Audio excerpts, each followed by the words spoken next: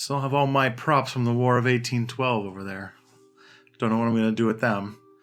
Comment in this video if you have an idea of what you want me to do with them. Hey everybody, it's your boy Tristan, filming at nighttime, hence the weird sun lamp in my face. Today, we're going to talk about Joe Biden.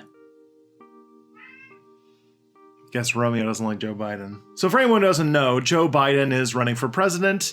He was previously Barack Obama's vice president, and this would be his fourth, I want to say, run for the gig. He has a habit of running for president, saying something dumb, and then having to drop out in shame. And I imagine that this is no different. He's already said quite a few doozies, and it's only been a few days. In 2016, it was thought that Joe Biden was going to make a run for it, but unfortunately, and this really, there's no jokes about this. There's, his son passed away, and I imagine that factored a lot into his choosing not to run. But he is running in the 2020 election, and his day one fundraising numbers are significant. He actually beat Bernie Sanders for the day one record.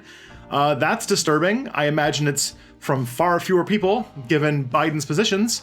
And let's talk about that, because Biden is an example of everything wrong with the Democratic Party, and basically all the things that the Democrats want to molt out of if they want to be a relevant party in the future and also stop the world from ending.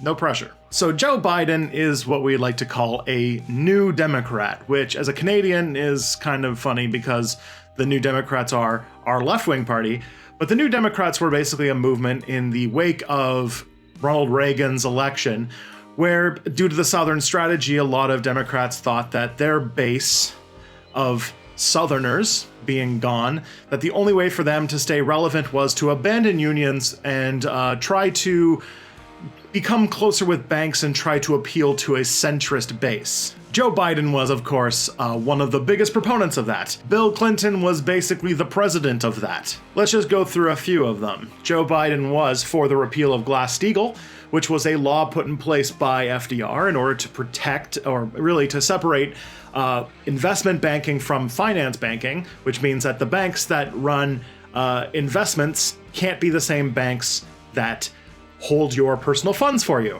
They got rid of that in 1998, which meant that banks that were holding people's personal wealth could now use your wealth to gamble on the stock market for money, which could not possibly go wrong, right? What happened exactly 10 years later? 2.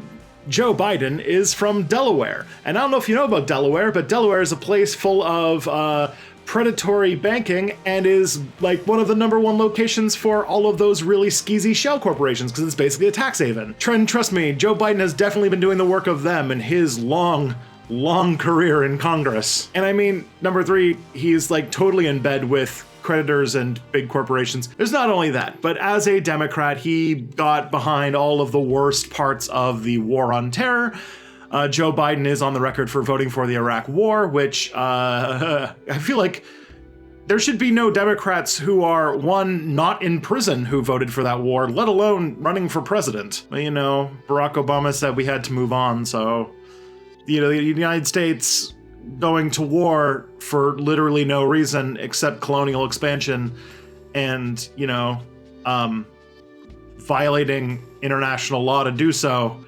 Apparently we just need to move on from that and not, prosecute anybody who did that.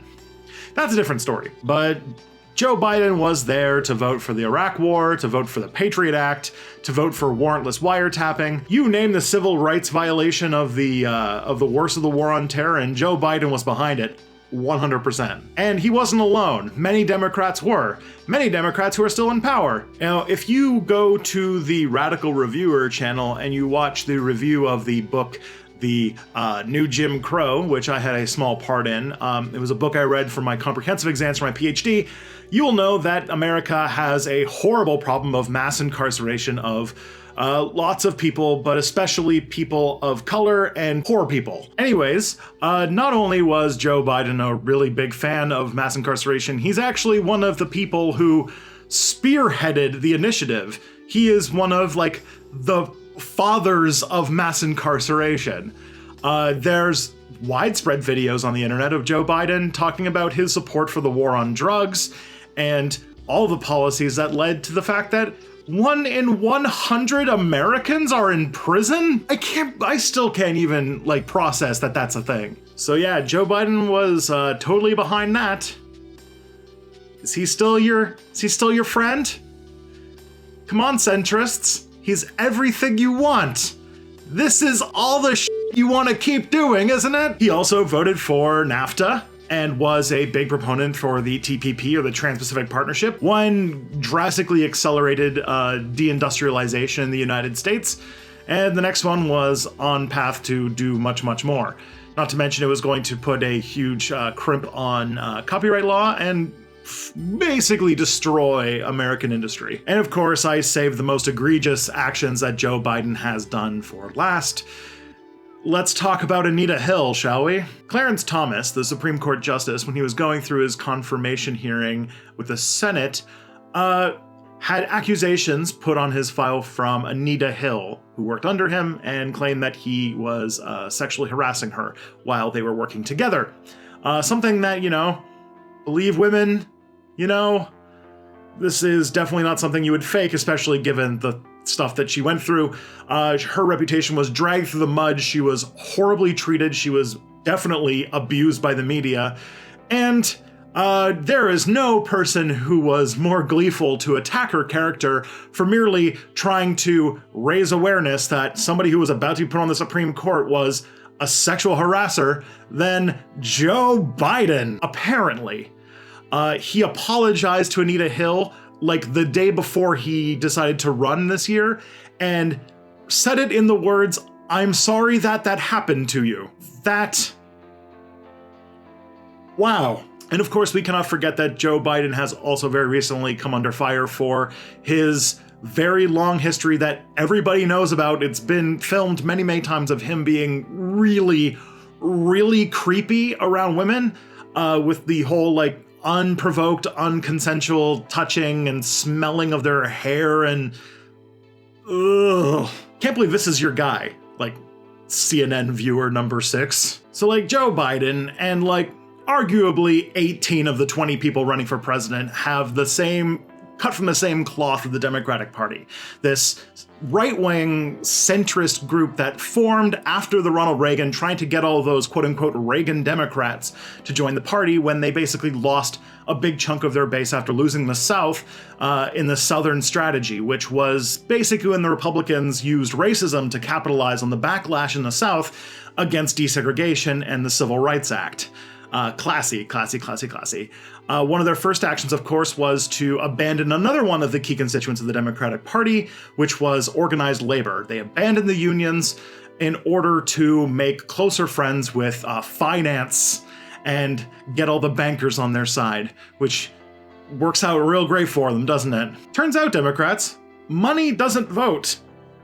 People vote, and more people work than run banks. Just thought you'd like to know. But it was a cracking point from a 40-year process of neoliberalism in which there's this movement of the market into all things, including how we should handle basic functions of society. The Democrats embraced it wholeheartedly, and through a long period of capitulation to the right and their ever rightward movement has resulted in the Democrats being pretty hated. Even after the Donald Trump election in 2017, a study came out that showed that Democrats are just as disliked as Republicans. And if electoral history, you can't just blame the Electoral College for everything, Democrats have been losing elections across the board. They've lost something like 900 elected seats in the last decade. This is a do or die moment for the Democrats, I would think, this 2020 election. They've been hated. They're losers in the most literal sense of losing elections, and they don't really have anywhere to go, or do they? Yes, Democrats, you're at a turning point, and you have people who are showing you the way forward. They're all those ones who you keep attacking. Alexandria Ocasio-Cortez, Ilhan Omar, Rashida Tlaib. These are all the people that should be the future of your party, not people you should be trying to sideline like Nancy Pelosi is. You have one person running for president who, point to the button, who is a literal independent, which, you know, when your brand is as tarnished as the Democratic Party is right now, maybe having somebody who openly says they're not a Democrat might just give you an edge. And with the basic democratic institutions of the United States being eroded and destroyed by the Trump administration, not to mention we're at a do or die moment when it comes to climate change, the literal United States, but also the planet, are sort of at a turning point. And really, if you don't elect the right person to go through the primary process, we might not see a human race at the end of it. This is the big one for all the marbles. And Joe Biden winning the primary process would prove definitively that the Democrats have learned literally nothing from the 2016 election, and they are dedicated to continuing the path towards self-ruin, which honestly is not really a thing the world can afford for you to do right now. So, if you are an American and have the power to participate in the Democratic primaries, please do so. There are 18 vampires running, one and then one okay candidate that might not let the world die. So, get out there. Like now. They say it's too early, but there's already 20 candidates already campaigning. This is just how it is. I'm sure people will really love this one. All right, friends, have fun. Patreon.com/stepbackhistory. And I'll see y'all next time I see you. Anyways, let's talk about Joe Biden. He just...